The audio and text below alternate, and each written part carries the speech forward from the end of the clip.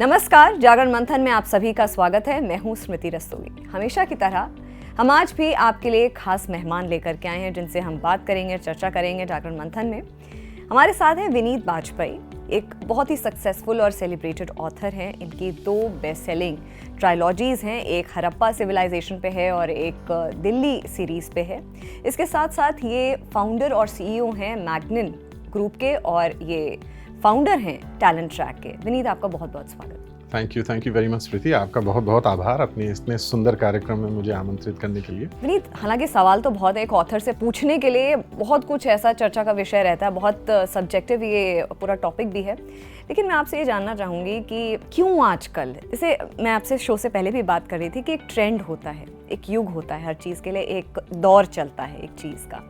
आजकल का दौर माइथोलॉजिकल फिक्शन को लेकर के बहुत ज़्यादा है। क्यों, पहली बात है, माइथोलॉजिकल फिक्शन क्यों इतना कंज्यूम हो रहा है? ऑथर्स क्यों लिखना चाहते हैं? ऑब्वियसली मतलब कंज्यूम हो रहा है तो लिखना चाहते हैं, लेकिन क्यों ये सब्जेक्ट इतना ज़्यादा वर्सेटाइल और इतना ज़्यादा लोग एक्सपेरिमेंट करना चाहते हैं? क्यों लोग पसंद कर रहे हैं पढ़ना? तो स्मृति, आपका मैं उत्तर दूं, पहले ही आपसे क्षमा मांग लेता हूं और आपके दर्शकों से कि जो मैं उत्तर देने वाला हूं उसमें थोड़ी सी इमोडेस्टी की बात शायद आ जाएगी, लेकिन जैसा मैं देखता हूं और समझता हूं मैं उसी हिसाब से आपको बता रहा हूं।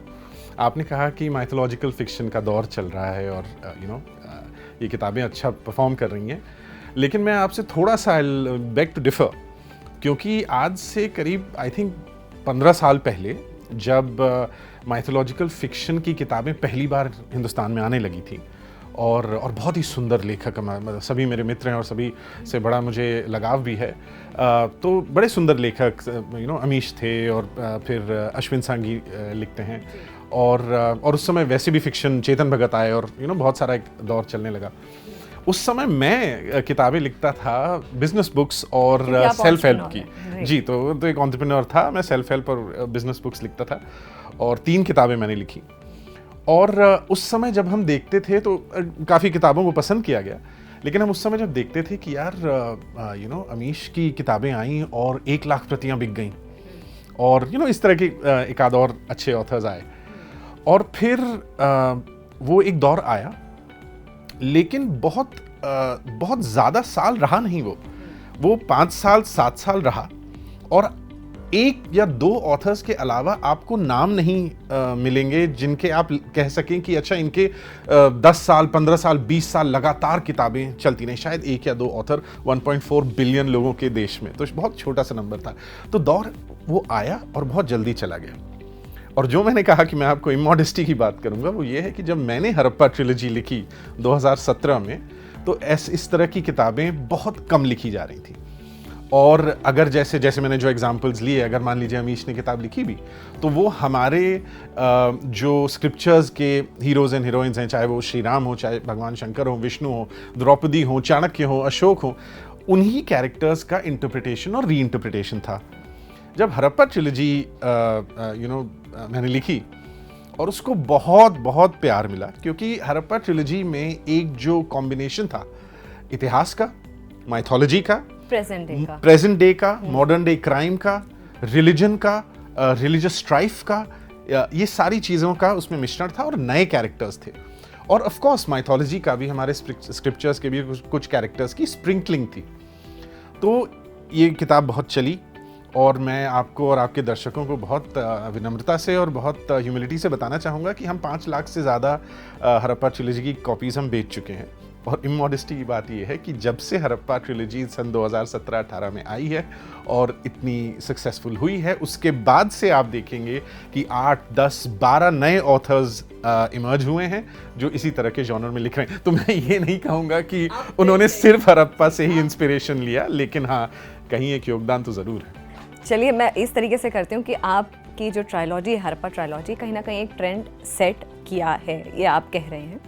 इसमें एक और जो मेरा अगला सवाल है कि अभी प्रेजेंट सिनारियो में देखा जाए, जैसे कि मैंने बात बोली कि दौर इस वक्त चल रहा है, माइथोलॉजिकल जो कंटेंट है, फिक्शनल माइथोलॉजिकल कंटेंट, वो कंज्यूम हो रहा है। ऐसे में एज अ ऑथर, एक क्योंकि इतने नए नए ऑथर्स हैं, पुराने इस्टेब्लिश्ड ऑथर्स भी हैं, उनमें कंटेंट को लेकर के नयापन रहे, उसके लिए एज अ ऑथर कितना चैलेंजिंग रहता है? देखिए, आई थिंक बहुत अच्छा सवाल है आपका ये। और एक ऑथर के लिए जैसा मैंने कहा, जैसे मैंने अपने अभी प्रीवियस आंसर में मैंने बोला कि newness of content, novelty of creativity I think बहुत ज़रूरी है। जैसा कि किसी को क्रिटिसाइज़ नहीं करूँगा, लेकिन जैसा मैंने खुद ही देखा कि द्रौपदी पर ही शायद 4 या 5 अलग अलग किताबें बनी हैं। चाणक्य पर बहुत सारी किताबें हैं। बहुत सारे हमारे जितने भी माइथोलॉजिकल कैरेक्टर्स हैं, अब तो कोई बचा नहीं है। अगर आप देखें तो शायद परशुराम से लेकर दुर्गा माता से लेकर श्री राम से लेकर कोई अब बचा नहीं है जिसके ऊपर एक नॉवल या एक रीइंटरप्रिटेशन लिख ना दिया गया हो। अश्वत्थामा भी एक ऐसे कैरेक्टर है। जी, अश्वत्थामा भी। तो मेरा सिर्फ ये कहने का मतलब है कि बहुत अच्छी बात है, और सबसे अच्छी बात इसलिए है क्योंकि आई थिंक जो हिंदू समाज में और जो सनातन धर्म में आई थिंक जो एक लिबर्टी प्रोवाइड की जाती है, जैसा कि हिंदू समाज के फॉलोअर्स इसमें बहुत गर्व महसूस करते हैं कि हम अपने भगवान से लड़ भी सकते हैं, हम अपने भगवान को जिस तरह से चाहें हम उस तरह से इंटरप्रेट कर सकते हैं। मैंने तो यहाँ तक सुना है, मेरी एक किताब है, इसका टाइटल भी काशी है, कि बनारस में तो शिवरात्रि के दिन कुछ ऐसी वहाँ पर जमघट होते हैं जो भगवान शिव को गाली देते हैं, क्योंकि वो कहते हैं कि भगवान शिव हमारे मित्र हैं और हम उनको उसी तरह गाली देंगे जैसे हम मित्रों को देते हैं। तो ये जो एक लिबर्टी प्रोवाइड करी है, जो कि एक ग्लोइंग एग्जाम्पल होना चाहिए मेरे ख्याल से सभी के लिए, उसने हमको ये लिबर्टी दे दी है कि हम बहुत सारे रीइंटरप्रिटेशंस कर रहे हैं। लेकिन मुझे ये लगता है कि at the end of the day 1 बार 2 बार 3 बार तक ठीक है, बट आई थिंक जो रीडर है उसको ज़रूर अपने इतिहास से बहुत प्यार है। आई थिंक इंडियन हिस्ट्री से लोगों को बहुत प्यार है, कल्चर से बहुत प्यार है, माइथोलॉजी से बहुत प्यार है, लेकिन न्यूनेस से भी प्यार है। तो आप अगर उनको इस तरह का कंटेंट दें जिसमें ऑफ कोर्स उनका जो फर्स्ट लव है या जो उनका एक बहुत डीप इंटरेस्ट है in Indian culture, Indian mythology and all of that, उसकी स्प्रिंकलिंग जरूर हो, लेकिन नई कहानियां हो, नए कैरेक्टर्स भी हो, एक नया एब्सोल्यूट जॉनर क्रिएट हो। जहां, जैसे मैं आपको एग्जांपल दूं, अगर हम बात करें दा विंची कोड की, राइट, डैन ब्राउन की, तो उसमें आप देखेंगे कि वो मेरी मैगडलेन की भी बात करते हैं और क्राइस्ट की ब्लड लाइन की भी बात होती है, उसकी स्प्रिंकलिंग है, लेकिन the main story is a modern day organised crime story and the two combine with each other beautifully. तो मुझे ऐसा लगता है कि शायद अब जो न्यूनेस ऑफ कंटेंट और जो ऑथर्स अब जब आएँ और आगे आएँ, मुझे लगता है वो ज़रूर रिलाई करें अपने स्क्रिप्चर्स पे, अपनी माइथोलॉजी पे, अपने इतिहास पे, लेकिन एक न्यूनेस ज़रूर क्रिएट करें। उन्हीं कैरेक्टर्स को बार बार इंटरप्रेट करते रहना मेरे ख्याल से after a while becomes a little repetitive, और अगर उसको अवॉइड करके एक नए तरीके से कहानियाँ कही जाएंगी तो मेरे ख्याल से रीडर्स को ज़्यादा मज़ा आएगा। इसमें विनीत, आप स्टोरी टेलिंग का कितना पावर मानते हैं कि स्टोरी टेलिंग, या क्योंकि एक विजुअली आप एक ऐसा वर्ल्ड क्रिएट कर देते हैं, क्योंकि जो एविड रीडर्स होते हैं वो उसको विजुलाइज करने लगते हैं, वो बहुत पावर होती है नॉवेल्स में। क्योंकि मैं खुद भी बहुत ज़्यादा किताबें पढ़ती हूँ, नॉवेल्स पढ़ती हूँ, और हर तरह का जो जॉनर है उसको मैं I look up to that various genres. तो ऐसे में एक विजुअली एक दुनिया क्रिएट करता है, वो एक स्ट्रॉन्ग पावर होती है एक ऑथर की। स्टोरी टेलिंग का आप माइथोलॉजिकल फिक्शन में कितना स्ट्रॉन्ग रोल मानते हैं, और आने वाले टाइम में उसको कितना और इवॉल्व होना पड़ेगा, क्योंकि हमारे जो रीडर्स हैं, जो किताबें अभी ये पढ़ रहे हैं, वो भी बहुत ज़्यादा क्योंकि रिसर्च कर रहे हैं। आप ऑनलाइन इंटरनेट से लेकर के हर चीज़ के बारे में, कैरेक्टर है तो उसके बारे में पढ़ना कि असल में ये कैरेक्टर कैसा था, तो उसके लिए क्या कुछ करने की ज़रूरत है। तो देखिए स्मृति, इसमें अगर हम कहें कि फिक्शन राइटिंग में 3 एलिमेंट्स हम लें, किसी भी स्टोरी में, किसी भी नॉवल में, आप किसी भी फिल्म स्क्रिप्ट में, आप कोई भी अगर एक फिक्शन क्रिएशन कर रहे हैं, उसमें हम 3 अगर हेड्स लें तो वो होगा subject, research and then story telling. Subject तो अगर कोई हिस्टोरिकल फिक्शन लिख रहा है, माइथोलॉजिकल, तो वो दे कांट गो रॉन्ग, क्योंकि वो इतना स्ट्रॉन्ग सब्जेक्ट है, इतनी स्ट्रॉन्ग अंडरपिनिंग मिल जाती है कि उसमें गलत होना मुश्किल ही है। उसके बाद आती है रिसर्च, क्योंकि आप शायद तभी एक अच्छे स्टोरी टेलर बन पाएंगे जब आपके पास रिसर्च अंडरपिनिंग आपकी स्ट्रॉन्ग रहेगी। और तीसरी आती है स्टोरी टेलिंग। ये तीनों, जैसा मैंने कहा, सब्जेक्ट सिलेक्शन जो है वो तो इंडियन आई थिंक जो कल्चर है और इंडियन हिस्ट्री माइथोलॉजी का वो इतना वाइड स्पेक्ट्रम है कि आप सिलेक्शन करते करते थक जाएंगे और टॉपिक्स, सब्जेक्ट्स खत्म नहीं होंगे, तो उस पर मैं चर्चा नहीं करूंगा। आती है रिसर्च और स्टोरी टेलिंग। एक इंडियन ऑथर हैं, बहुत फेमस ऑथर है, मैं नाम नहीं लूँगा क्योंकि मेरे मित्र भी हैं, मुझे बहुत प्रिय भी हैं, लेकिन मैं उनकी जब किताबें पढ़ता हूँ तो मैं देखता हूँ कि he is a researcher par excellence. उनकी रिसर्च इतनी स्ट्रांग होती है, इतनी इन डेप्थ होती है कि आपको उसको पढ़ने में मजा आ जाएगा और आपको ऐसा लगेगा कि यार he is a he is a historian. और जब मैं फिर उनकी स्टोरी टेलिंग पढ़ता हूँ तो मेरी अपनी व्यक्तिगत राय है कि वो इतनी ख़राब होती है कि वो ख़त्म नहीं कर पाता हूँ मैं। तो इट्स लाइक कभी खुशी कभी गम, उनकी जब किताब पढ़ता हूँ तो उनकी जो हिस्टोरिकल रिसर्च है वो इतनी अच्छी लगती है, फिर उनकी स्टोरी टेलिंग इतनी ख़राब है कि वो किताब ख़त्म नहीं कर पाता हूँ मैं। तो आई थिंक जो आपका सवाल है स्टोरी टेलिंग का, उसका बहुत स्ट्रॉन्ग एलिमेंट है। और अगर रिसर्च अच्छी है, टॉपिक अच्छा है, if these two are taken care of, उसके बाद सभी कुछ स्टोरी टेलिंग है। और मैं आपसे ज़रूर शेयर करना चाहूँगा कि हज़ारों, शायद 10,000 20,000 से ज़्यादा ईमेल्स, मैसेजेस मुझे आए हरप्पा ट्रिलॉजी और दिल्ली ट्रिलॉजी पढ़ने के बाद। मतलब आप सिर्फ अगर ऑनलाइन रिव्यूज़ देखेंगे तो दोनों किताबों के मिला के 25,000 से ऊपर ऑनलाइन रिव्यूज़ हैं। और बहुत सारे रीडर्स ने ये बोला कि जब हम पढ़ रहे थे वो बैटल सीन, तो हमें लगा कि वो हमारे सामने क्रिएट हो रहा है। दो बड़े न्यूज़पेपर्स ने लिखा that Vineet's books are like a screenplay, कि वो दृश्य आपके सामने उजागर होने लगते हैं जब आप उन बुक्स को पढ़ते हैं। तो वो सिर्फ मेरे बारे में नहीं है, आई थिंक जितने भी अच्छे कहानीकार होंगे उनको कहानीकार कहा ही इसीलिए जाता है क्योंकि वो स्टोरी टेलर। तो I think story telling is really the essence of fiction writing. एक और आपने बहुत अच्छी बात बोली विनीत कि हम भारत में जो भगवान है उनको एक लिविंग एंटिटी की तरह ट्रीट करते हैं, तो उनके साथ अपना अपना तरह का कनेक्शन भी होता है। ऐसे में एक बहुत बड़ा चैलेंज आ जाता है, खासकर जनरेशन जो जेन ज़ी की मैं बात करूँगी कि जो जेन ज़ी है उसको लेकर के एक चैलेंज आ जाता है अंधविश्वास को लेकर के। अंधविश्वास और जेन ज़ी, इसमें रिलीजियस सेंटिमेंट्स को और फिक्शन को एक बहुत थिन लाइन होती है जिसमें बैलेंस करना पड़ता है। तो एज अ ऑथर कितनी बड़ी ये रिस्पॉन्सिबिलिटी होती है? देखिए, ये रिस्पॉन्सिबिलिटी बहुत बड़ी है और ये दो तरफा रिस्पॉन्सिबिलिटी है।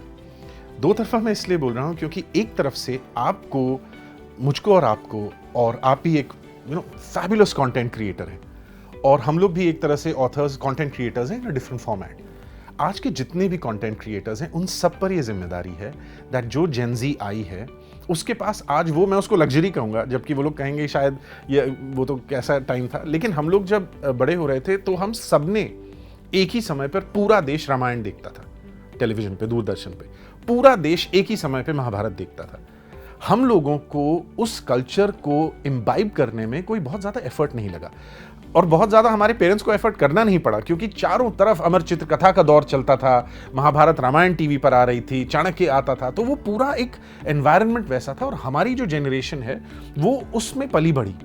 इस समय जेन ज़ी के पास इतने ऑप्शंस हैं, जेन अल्फा, जेन ज़ी, मिलेनियल्स, अब तो बहुत सारे टर्म्स हो गए, लेकिन उनके पास इतने कंटेंट कंजम्पशन के ऑप्शंस हैं दैट कंटेंट क्रिएटर्स की जिम्मेदारी ये बनती है कि सिवाय हम सिर्फ एंटरटेनमेंट कंटेंट ना बना करके ऐसा कंटेंट बनाएं जो एंटरटेनमेंट तो जरूर दे, because I think that's the magic की, उसके बिना तो होगा नहीं कुछ, लेकिन हम ऐसा एंटरटेनमेंट दें जिसके साथ साथ एक अपने कल्चर का के बारे में जो इंफॉर्मेशन है, जो अंडरस्टैंडिंग है, जो अप्रिसिएशन है, वो ज़रूर साथ में आए। तो हम उससे अगर हम उससे मुंह नहीं मोड़ सकते, वो हमारी ही जिम्मेदारी है। अगर हम नहीं करेंगे तो जेन ज़ी के पास वो कैसे पहुंचेंगी बातें। दूसरी बात जो आपने बोली, लेकिन अगर हम उस तरह का कंटेंट क्रिएट कर रहे हैं तो कैसे हम रिलीजियस सेंटिमेंट्स को मैनेज करेंगे। तो मेरा इसके बारे में जो विचार है वो बहुत सिंपल है। पहला ये है कि जैसा मैंने कहा that we are blessed that Sanatan Dharma allows us to write the way we want to write. बहुत बड़ी बात है। भगवान श्री राम हम लोगों के इष्ट देव, बहुत मतलब हर घर में, हर हृदय में व्याप्त है, लेकिन जो आदमी जैसे चाहे भगवान श्री राम के बारे में लिख लेता है और लोग उसको मानते भी हैं। और सिर्फ आज मॉडर्न डे की बात नहीं है, मतलब शायद सदियों से हजारों सैकड़ों वर्जन्स हैं श्री राम कथा के।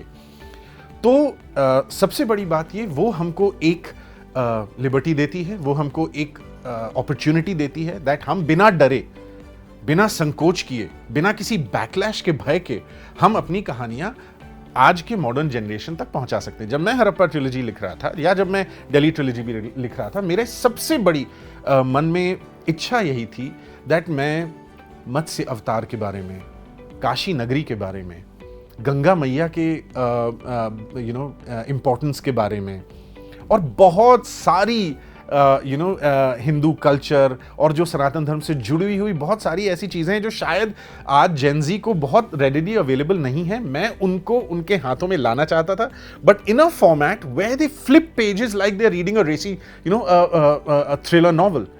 तो इनको कंबाइन करके मैंने दोनों ही अपनी ट्रिलॉजीज लिखने की कोशिश की। एंड बिलीव यू मी, मुझे जिस तरह की ईमेल्स आती हैं, जिस तरह के मैसेजेस आते हैं, उसमें क्लास 8th के स्टूडेंट, 10th के स्टूडेंट, 12th के स्टूडेंट, इतनी बड़ी स्टूडेंट कम्युनिटी है जिसको ये पसंद आ रहा है। The girls are loving the character of Vidyut, the boys are loving the character of Vidyut and Naina, the chemistry between them. जिस तरह का एक पूरा वर्ल्ड क्रिएट किया गया है, I think it has success. मतलब आज जब बुक्स बिकना इतनी मुश्किल हो रही है तो उसमें 5-6 लाख कॉपीज आप समझ सकते हैं तभी बिकेंगी जब जेनजी उनको एम्ब्रेस कर रही है। तो I think we should not be afraid, we have to keep writing. हमको लिखते रहना है, कहानियां बताते रहना है और अपने कल्चर को उजागर करते रहना है, हर जनरेशन, हर पीढ़ी के लिए। और दूसरा, जब आप एक लिबर्टी आपके पास दी जाती है तो उसके साथ एक जिम्मेदारी भी आती है। जब मैं भगवान विष्णु के बारे में लिखता हूं या जब मैं मत्स्य अवतार के बारे में लिखता हूं, उसको एक ह्यूमन फॉर्म देके लिखता हूं, अंदर से इतना प्रेम होता है प्रभु के प्रति, that even when I am writing, I am actually, it's a form of devotion for me. तो आप जब उस भाव से लिखेंगे तो कभी रिलीजियस सेंटिमेंट हर्ट हो ही नहीं सकते, मेरा ऐसा मानना है। आपने एक और अच्छी बात बताई कि कहानीकार, स्टोरी टेलर। अच्छा, हालांकि आप ही की बात मैंने सुनी हुई थी कि हर इंसान में, भारत में अमूमन हर इंसान में एक स्टोरी टेलर इनबिल्ट रहता है, और ये स्टोरी टेलिंग शुरू होती है घर से। जो नानियों और दादियों की जो कहानियाँ होती हैं, जो कथाएं होती हैं, उनके बारे में जो हम बचपन से सीखते हैं, समझते हैं, तो कहीं ना कहीं हम खुद की भी, अच्छा बच्चों में ये चीज़ होती है, खुद की भी कहानियाँ बनाते हैं या जो भी है। कितना बड़ा रोल एक फैमिली का मानते हैं आप कि एक स्टोरी टेलर, कहानीकार को बनाने में, पहला। और दूसरा बात कि जैसे आप सनातन धर्म के बारे में बात कर रहे हैं, हिंदू कल्चर के बारे में बात कर रहे हैं, ये वहीं से ग्रूमिंग शुरू हो जाती है बचपन से, नानियों और दादियों से।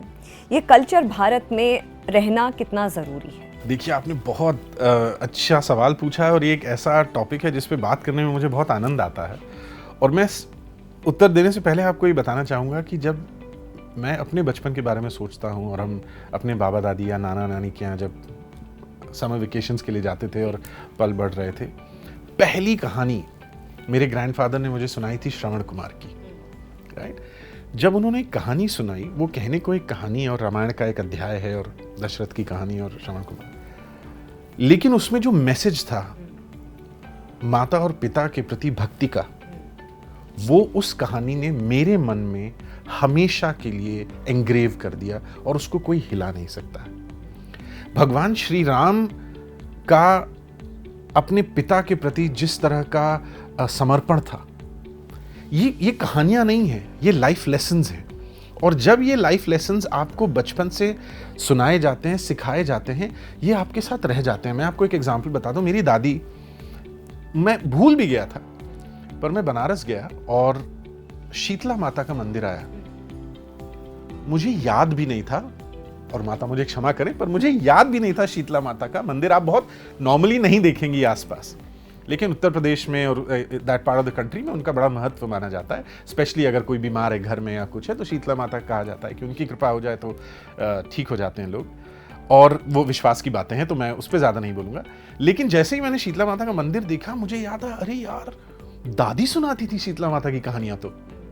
सो which means that these seeds were sown in our conscience at a very very young, very very impressionable age, और ये कभी हम भूल नहीं सकते।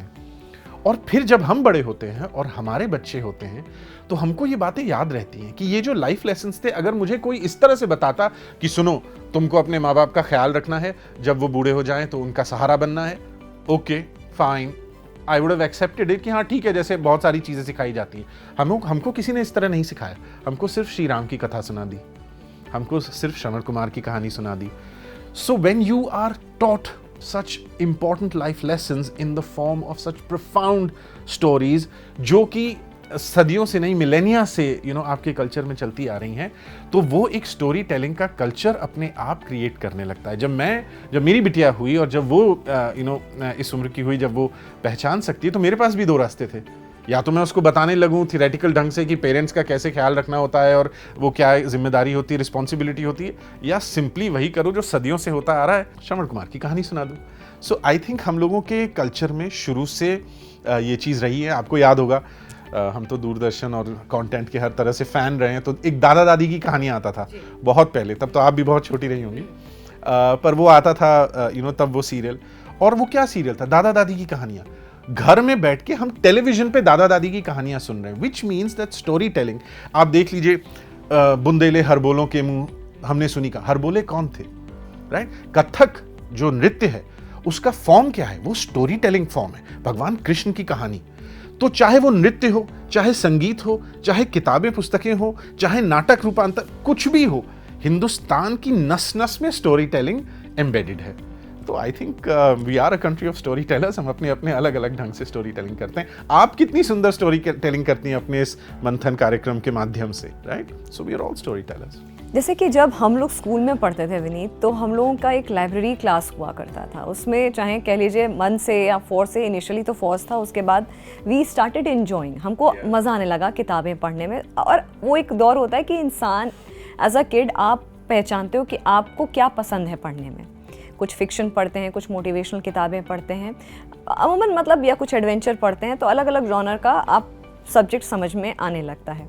ऐसे में आपको क्या लगता है कि कितना ज़रूरी है प्रेजेंट सिनारियो में भी स्कूल में इस तरह से स्टोरी टेलिंग के लाइव क्लासेस होना, या किताबों को लेकर के बातचीत होना, साहित्य को लेकर के बातचीत होना, just to ensure that the kids are connected with the present day world as well as जो हमारा हिस्ट्री है उससे, या हमारा साहित्य है उससे, या जो हमारा माइथोलॉजिकल जो हमारा है, जो धरोहर है हमारी, उससे? आई थिंक बहुत बहुत ज़रूरी है। इससे मुझे याद आया, अभी मैंने कुछ दिन पहले मेरे बड़े प्रिय सिंगर हैं सोनू निगम, उनका मैं इंटरव्यू सुन रहा था, और उन्होंने बोला कि बचपन से ही उनके घर में संगीत का माहौल था। उनके पिता भी गाते थे, उनकी माता भी गाती थी, और बोले जब हम घर में ही इस तरह का जब आपको माहौल मिलता है तो ऑटोमेटिकली आपकी अंदर वो जो शायद इंस्टिंक्ट कह लें उसको, या जो इंटरेस्ट कह लें, वो अपने आप जागरूक होने लगता है। तो मेरे ख्याल से उतना ही ज़रूरी है हर तरीके से घरों में, फैमिलीज़ में इस तरह का कल्चर होना। और सबसे बड़ी बात यह है that you can't have different rules for your self and for your children. हम स्कूलों तक तो बाद में पहुंचेंगे, पहले अपने घर की बात करें। घरों में पेरेंट्स को इस बात की कॉग्निजेंस तो है कि हाँ यार बच्चों को बुक्स पढ़नी चाहिए, पर क्या पेरेंट्स खुद बुक्स पढ़ते हैं? हमने तो बचपन में से अपने पेरेंट्स को किताब पढ़ते हुए देखा था, तो इसीलिए हमको लगता था कि अच्छा बच्चों के अंदर ये हैबिट भी होती है अपने पेरेंट्स को इमिटेट करने की। वो किताबें पढ़ रहे हैं तो हम भी किताबें पढ़ेंगे, and this is how I got my habit of reading. Absolutely. तो और अगर आप देखें तो चाहे वो किसी भी तरह, चाहे मुंशी प्रेमचंद हो, चाहे सुरेंद्र मोहन पाठक हो, एक रीडिंग का कल्चर बहुत स्ट्रांगली था भारत में भी। लेकिन ये जो लेटेस्ट जनरेशन आई है डिजिटल एंड डिजिटल कंटेंट का जो कंजम्पशन होने लग गया, जो कि अपने आप में एक बहुत ब्यूटीफुल रेवोल्यूशन है, और हम उसके खिलाफ कुछ भी नहीं है। We are all part of that economy in some way और द अदर। लेकिन किताबों को साइडलाइन कर देना, आई थिंक वो एक बहुत बड़ी मिस्टेक होगी। अच्छा, पेरेंट्स क्या कर रहे हैं? पेरेंट्स जैसे बच्चे को दवाई खिलाई जाती है उस तरह से किताबें खरीद के ले आएंगे, बच्चों से बोलेंगे तुम्हारा रीडिंग आवर है, और बच्चा देख रहा है कि यार मेरा तो रीडिंग आवर है लेकिन मेरे पेरेंट्स दोनों फोन पे बैठे हैं। So I think reading is so essential for the overall nurturing of a generation, of a society. अगर हम उसको छोड़ने लग जाएंगे, और मैं सिर्फ इसलिए नहीं कह रहा हूँ क्योंकि अब मैं लेखक हूँ, अगर आप मुझसे आज से 15 साल पहले बात करती जब मैं कोई किताब नहीं लिखी थी, मैं तब भी यही कहता कि किताबों के बिना एक समाज शायद क्या इमेजिन भी किया जा सकता है।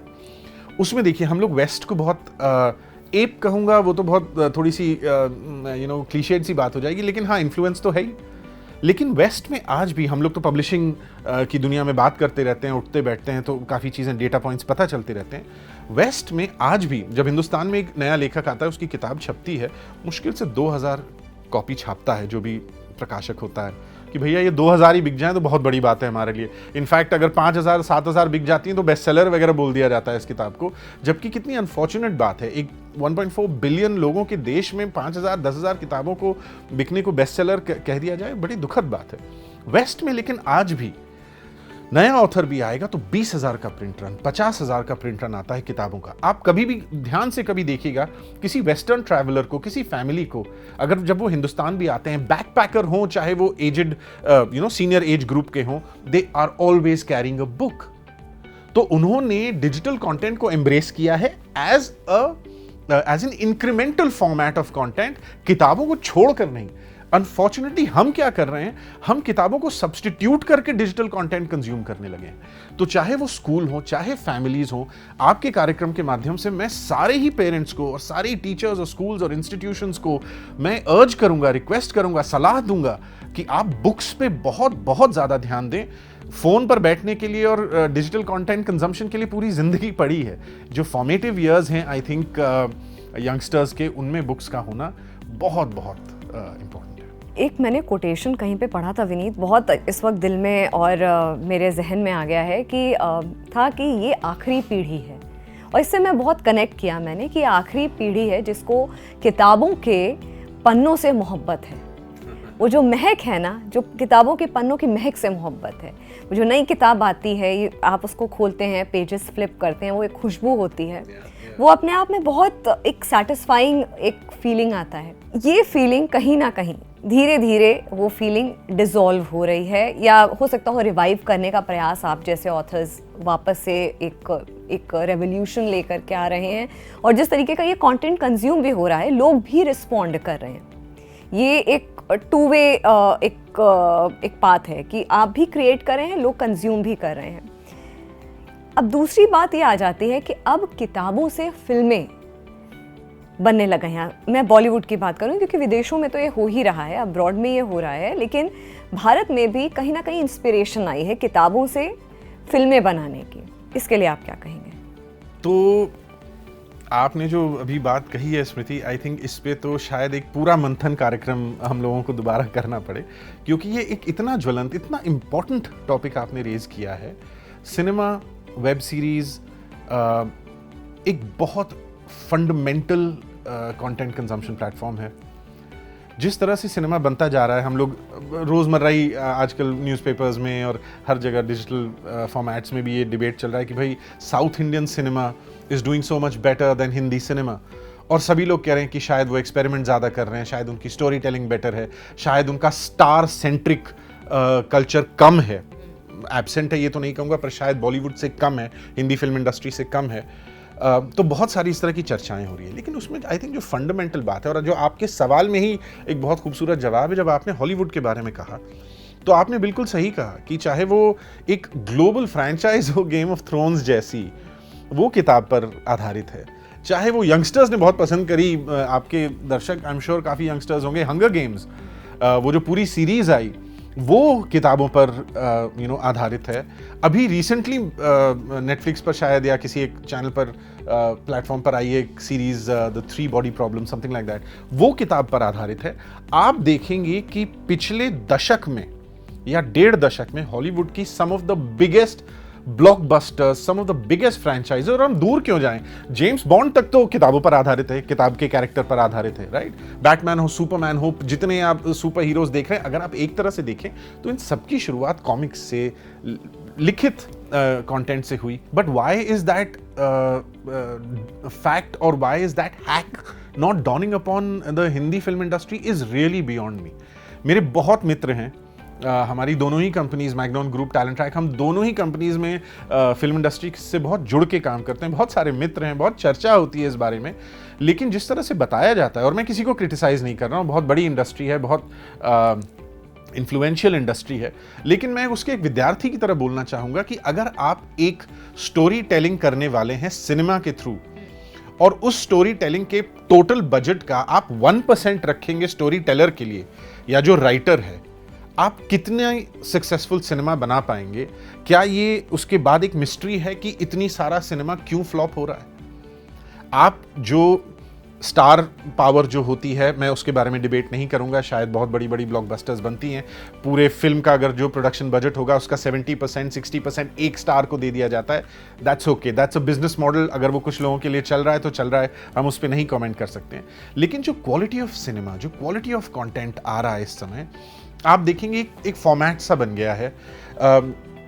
किसी क्रिटिसिज्म से नहीं बोल रहा हूं, लेकिन स्टोरी टेलिंग या अच्छी कहानियों की पॉसिटी की वजह से मैं कह रहा हूं कि एक सिंपल सा फॉर्मेट बन गया है कि एक बी ग्रेड एक्टर को ले लें, किसी टियर 2 टियर 3 सिटी में, चाहे वो बरेली हो, चाहे हरिद्वार हो, चाहे अमृतसर हो, चाहे भोपाल हो, टियर 2 सिटी में जाके शूट करें, एक बेसिक बजट की फिल्म बन जाए जो उससे 20-30-40% ज्यादा रेवेन्यू कमा ले, एंड दैट्स इट।